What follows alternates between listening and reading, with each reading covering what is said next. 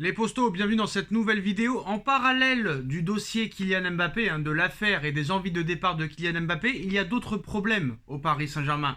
Mbappé n'est pas le seul problème. Marco Verratti est devenu presque un problème, Marquinhos est devenu un problème, beaucoup de joueurs sont devenus un problème. Mais en parallèle au dossier Mbappé, on va parler de Achraf Hakimi, qui a quand même été acheté 60 millions d'euros l'été dernier.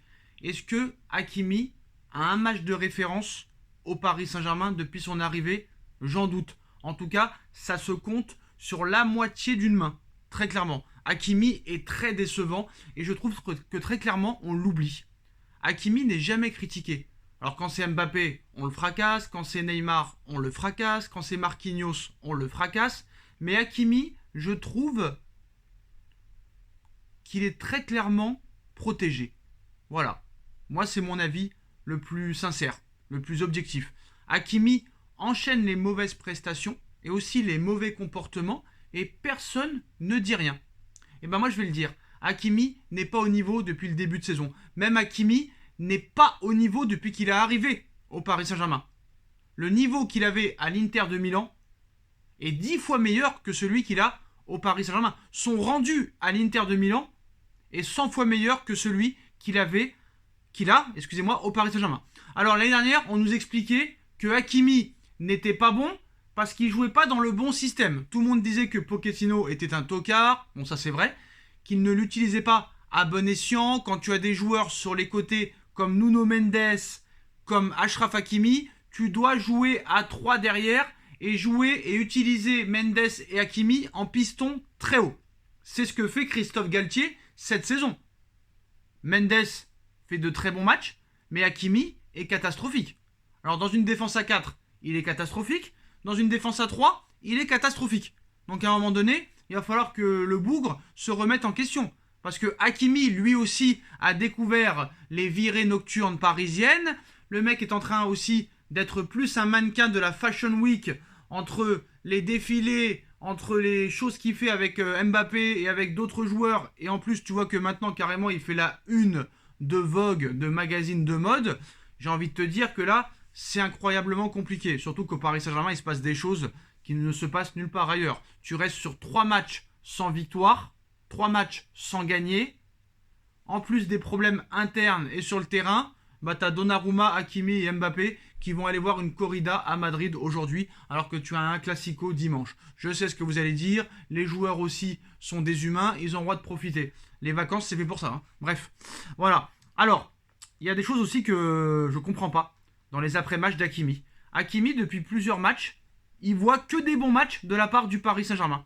Et là, il nous explique quelque chose qui est complètement incroyable. Hakimi regrette les occasions manquées. Non mais attends, je te pose une question. Où tu as vu des occasions manquées hier? Il n'y a pas eu d'occasion hier. Alors s'il te plaît, Achraf, envoie-moi la vidéo et dis-moi quelle occasion tu regrettes. Il n'y en a pas eu. Encore, il aurait dit je regrette qu'on ne s'est pas créé plus d'occasions. Là, d'accord, j'aurais été d'accord avec lui. Mais là, le mec regrette les occasions manquées. Il n'y a pas eu d'occasion manquée. La seule chose qui a été manquée, c'est le match hier soir. Vous avez été tous nullissimes. Alors après ce nouveau match nul obtenu en Ligue des Champions contre Benfica, le PSG a encore déçu, malgré un but de Mbappé qui ne semble pas touché par la tempête déclenchée hier. Les Parisiens ratent la qualification officielle hier soir. Pour Achraf Hakimi, qui était titulaire hier au Parc, la prestation d'ensemble n'est pas si mauvaise. Alors on va voir un petit peu ce qu'il dit, mais très clairement, il l'avait dit aussi contre Reims, il l'avait dit aussi au match aller contre Benfica. Là, très clairement, il nous prend pour des imbéciles. Et c'est prendre les gens pour des cons, pardonnez-moi l'expression. Là, ça va trop loin. Très clairement, ça va trop loin. Parce que ce qui est incroyable en plus de ça, c'est que Hakimi, quand on mettait des 7 à Lille, des 5 à Montpellier, des 5 à Clermont, des 4 à Nantes, on l'a jamais entendu dire on a très bien joué, il faut continuer comme ça. C'est depuis qu'on joue mal qu'il ouvre sa bouche. Alors là, je suis désolé, là, les gars, faut m'expliquer. Très clairement. Faut m'expliquer. Alors c'est marrant parce que la vidéo dure 27 secondes. Mais moi, franchement, ça me fait mal aux yeux. Très clairement, ça me fait mal aux yeux. Achraf Hakimi qui dit que le PSG a fait un bon match, que l'ensemble n'est pas si mauvais, et qu'en plus de ça, il regrette les occasions manquées. Moi, je regrette plus le match manqué. Le match manqué. Comment tu peux te défendre? Alors d'accord, on t'a pas dit de clasher ton propre club. Mais là, à un moment donné, il faut être réaliste. Il n'y a plus aucun joueur qui fait son autocritique. Alors comment fait-on? Comment fait-on?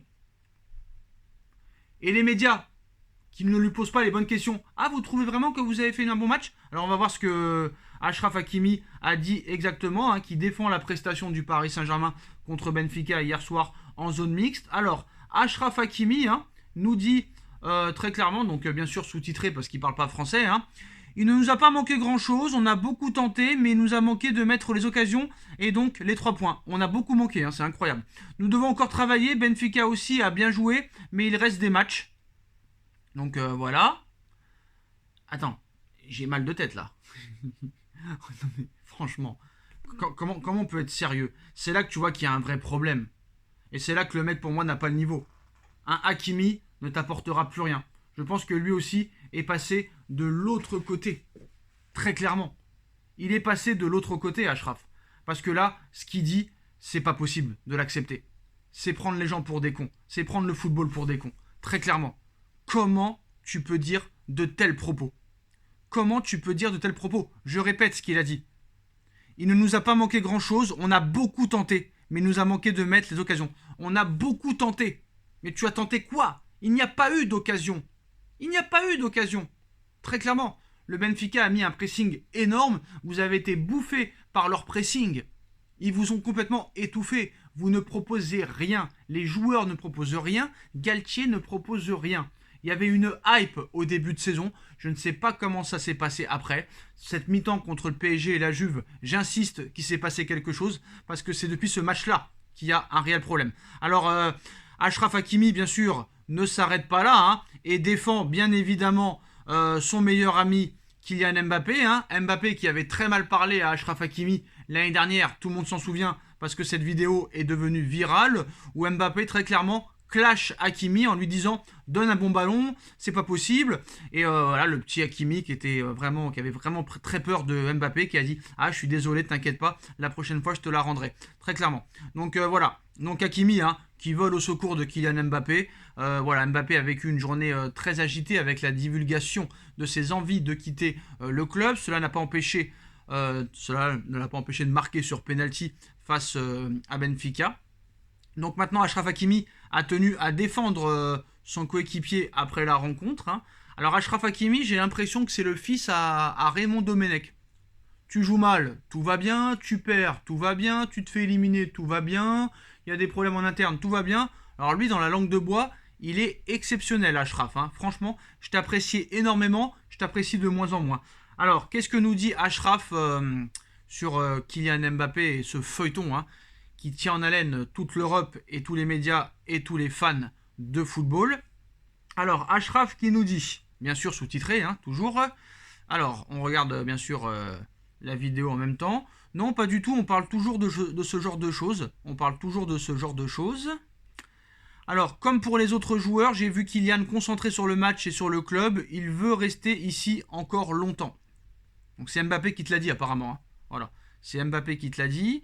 Alors il allait partir et le journaliste lui pose encore une question. Donc Hakimi revient.